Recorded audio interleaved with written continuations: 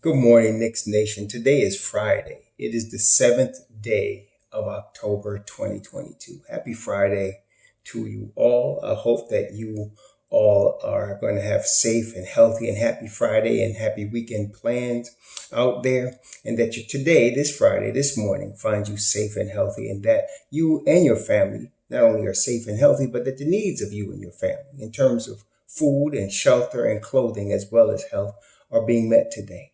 Blessings also upon those that work in the healthcare field and the first responders who are every day trying to save lives and putting their lives on the line trying to do it. Blessings upon those that pick up garbage for us to keep streets and sidewalks and highways and parks clean. And those that make deliveries of things like food and water for our convenience in our life. Double blessings on the men and women trying to help rescue, deliver the teenagers and children that are the victims of child molestation and pedophilia. Also the victims of prostitution and child prostitution, the victims of pornography and child pornography, the victims of human trafficking and sex slavery, and double curses on the perpetrators, the profiteers, and those perverts that get off on these things. Finally, blessings upon the homeless. There are nearly 600,000 men, women, and children that are homeless in the streets of the United States of America, and millions around the world in similar or worse conditions, and blessings upon them. For theirs is the kingdom. Today's focus is going to be what I mentioned yesterday slightly was Emmanuel Quickley. I want to talk about Emmanuel Quickley today. I understand most people have the memory of just what happened last game. And those that are the haters, just what happened in somebody's worst game. And those that are really fans, just what happened in somebody's best game. And very few people, because we're all fans, have an objective and balanced perspective when it comes to favorite players or favorite teams. And I understand that it's sports. That's part of what it's about. So it's all good. But me, myself, I'm an analyst by trade. I've been an analyst many years in different capacities. And as an analyst, I just tend to naturally look longer term at things. I just do that all the time. And so I look longer term and I can see certain things developing. And some people will say, oh, no, that's not going to happen. But if you're looking at the whole situation, you can see it. Such is the case with Emmanuel Quickley. So we know Emmanuel Quickley comes out of Kentucky. He was playing alongside Tyrese Maxey at Kentucky. He was the SEC Player of the Year his last year at Kentucky. He was mostly an off guard. And him and Maxey kind of shared point guard responsibilities at Kentucky. And when he was in high school, he was a point guard. But as he's become drafted by the Knicks late in the first round, and this is being his third season in 2019, he is really not a natural NBA point guard. And the reason I say that is because he is a guy that looks for his shot first. A point guard looks for his teammates first and sets up his teammates for easy buckets. He does that sometimes, but consistently he looks for his own shot. And that's not a bad thing. He's very, very good at creating his own shot. He's very, very effective. He's been a stellar foul shooter. And he's actually, I believe, going to get better. He's got more upside, in many areas, but even in his shooting from three, I think he's going to get even better. So, he's got a lot of ability. Now, since he came into the league, that was the first year of Thibodeau's coaching career in New York. He's been a six man, or he's been in the rotation off the bench. Sometimes six man, sometimes with others off the bench. But that's how he has played. And a lot of us, myself included, thought that he would get a shot to be the starting point guard. Because before we got Jalen Brunson, as you all know, the Knicks for a long time were starving for a point guard. Somebody to come in and take control of the offense. Somebody to be a real full-time, long-term answer at point guard. And I thought he would get that opportunity. And he kind of did look like he was that next year after his rookie year in the summer league, when he was playing the point.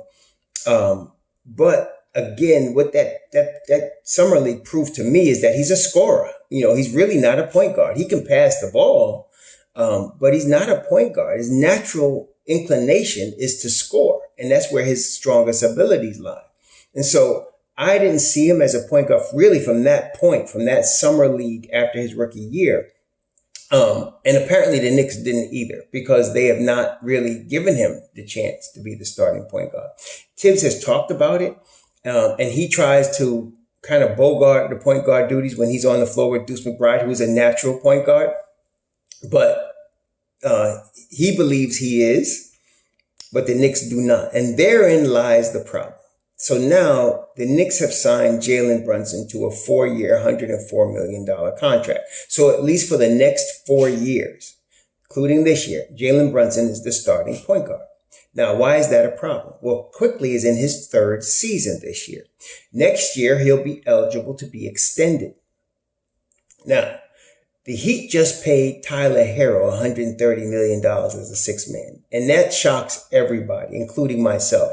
That is not 6-man money. That's big money. Okay, $130 million to come off somebody's bench is big money. I don't know what the rationale is, what Pat Riley's doing, except I know they want, obviously, to keep Tyler Hero. Okay, so that's what they did. I do not expect the Don to be writing that kind of money to a 6-man. Okay, RJ's 120. That's kind of the high watermark with the Knicks right now. Okay, Julius is 117, and that's with incentives on both contracts. Quickley would not get that from New York. That's problem number 2. So problem number 1, they don't look at him as a point guard, a starting point guard. Problem number 2, he's not going to get Tyler Hero style money in New York. He's not going to do it. Problem number 3 is because they did sign Jalen Brunson to $104 million, he has no way of starting unless Brunson is hurt over the next 4 years. So now let's look at this again. And some of y'all don't want to hear it because you don't want to listen because of the fact that this guy might be your favorite player. I can't do nothing about that. I'm only giving you the analytical facts of the situation. He's good, but the Knicks don't look at him as a starting point guard. They look at him as a 6-man. He wants to start. He wants to be a starter and believes he can be. He's not going to get anywhere near Tyler Hero money from Leon Rose. Okay? He's eligible for an extension next fall. Okay? So all of that is true. Facts. So, with that in mind, the next question we should ask ourselves, is there an NBA team that will look at Emmanuel Quickley and say, we want you to be our starter? Is there an NBA team that will look at him and say, yes, you can start for us? I believe there are. Okay, and I'm gonna list a few teams here that would fit. So by next year now, you're talking about a year from now, you're going to have a different timeline. So by next year, for example, Houston can use a really point guard. They're using Kevin Porter Jr. He's not a point guard. Emmanuel Quickley's not either, but he's more of a point guard than Kevin Porter Jr. Kevin Porter Jr. is really a wing. Okay, so that's a team that with now you have a Jabari Smith Jr., a Tari Eason, right, a Sengun. You have a group of young talent that are growing together, and you need somebody to come in that timeline. They got Ty Washington, but I'll be honest, I've watched a couple of their games. He's a couple of years away, as I thought he would be. Okay, Quickley's ready. So that's a team. Kyle Lowry is 100 years old. Like, okay, well, he's not 100, but what is he, 36? They could use a scoring point guard. Watch out. Then you have other teams. Beside Miami, you have Washington is looking for a regular full-time point guard. Dallas they have Frank Ntilikina playing next to Luka Doncic. Tim Hardaway Jr. is starting. Right now it's Dinwiddie, but he's not the long-term starter. They've already declared it's going to be Tim Hardaway Jr. and then Frank Ntilikina. Dallas could use him. Okay. San Antonio. They could use a regular full-time point guard. I'm just naming teams as I'm looking at them, So I'm saying all of these teams, I think that's about it. as I'm looking at it, as I'm looking over the landscape now. I think that's about it. I mean, if Lonzo Ball continues to get hurt, I don't know. Detroit's set. Indiana's set. Milwaukee is set. Charlotte is set. Atlanta is set. Orlando, they got a bunch of point guards, but nobody's established themselves right now. And Fultz is hurt again. Miami I mentioned. Washington I mentioned. Dallas I mentioned. Houston I mentioned. Those are teams that are strong possibilities for a guy like Emmanuel Quickley. Okay? How much longer can Chris Paul run the point in Phoenix? He's going into his mid-30s. Yeah, there's all of that. See, so there's going to be a team that says, and I tend to look at Houston as that, maybe Orlando, as strong possibilities for Quick, or Washington too. I look at them as strong possibilities for him because they would say to him, yeah, we think you could start for us. And he would say, yeah, I think I can start for you. And they say, yeah, here's $100 million. Bye-bye. Okay? So the likelihood of him leaving is at least 50%. And I'm being conservative. It's probably higher, but I'm saying it's at least 50% for all the reasons I just named. Some of y'all think, well, the Knicks ain't going to let him go. It ain't up to the Knicks. If he decides he wants to start and the Knicks say no, see, this is what most people will not understand and refuse to. There's two sides to all of these stories. There's what the player wants and there's what the team wants. And when you're dealing with professional basketball, there has to be a meeting of the minds where they come together and say, okay, we agree. If Quick is saying, I'm a starting point guard in the NBA, and the Knicks are saying, we really got that covered. We think you're a good sixth man. They're not meeting of the minds. And if Quick is saying, I want 80 million plus, and the Knicks are saying, we think you can get, 60 million. There's no meeting of the minds. Again, I'm not talking about this season. I'm talking about next summer, when he's eligible for an extension. Now, the Knicks can hold him another year. They can hold him another year. They can say, no, we're going to give you the qualifying offer, and you're going to play for that for your fourth season. Or, and I don't see Leon doing that. See, this is the thing. I'm also looking at Leon Rose and how he's handled other players. If Quick's representatives say, I want to trade me because I'm not going to sign an extension with you, they'll trade him.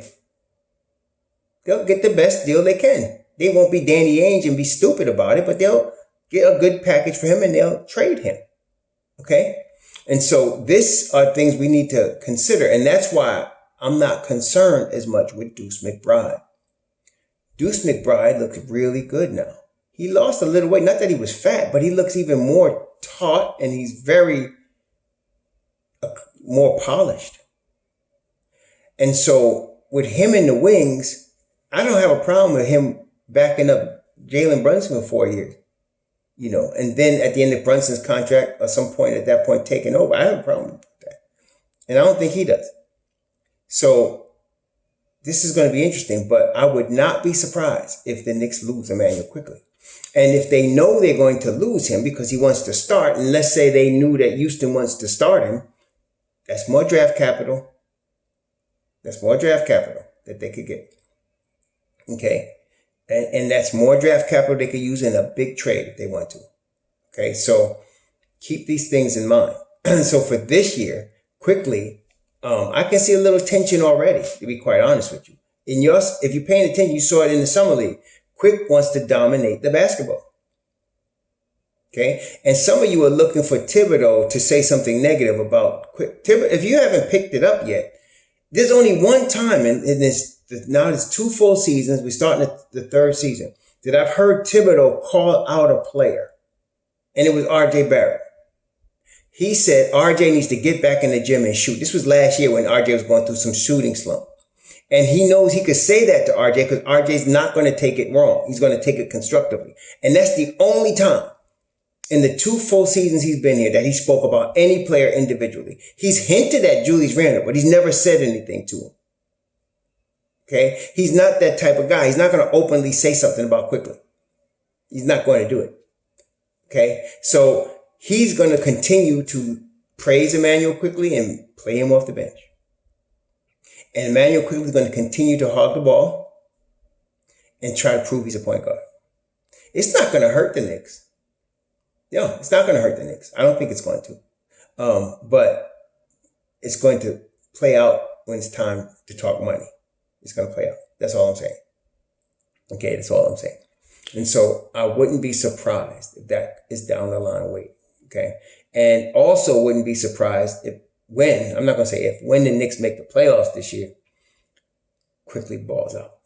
Because that's money. See, that's how Hero got his money. Right? He balled out in the playoffs. Coming off the bench, he balled out. He was 6 man a year, but he balled out in the playoffs. The guy was lights out, 2 years ago when they played in the bubble. I mean, shoot. So that's how he got his money. So Quick is going, oh, is that how it's done? In the playoff? And one thing about him, he's a baller. I don't think Quickley feels pressure. I don't. He's a baller, man. So this is going to be a tough situation. The Knicks are in a fortunate position. We got a lot of talent on our team. They can say what they want in the media and all that BS, but we got a lot of talent on our team.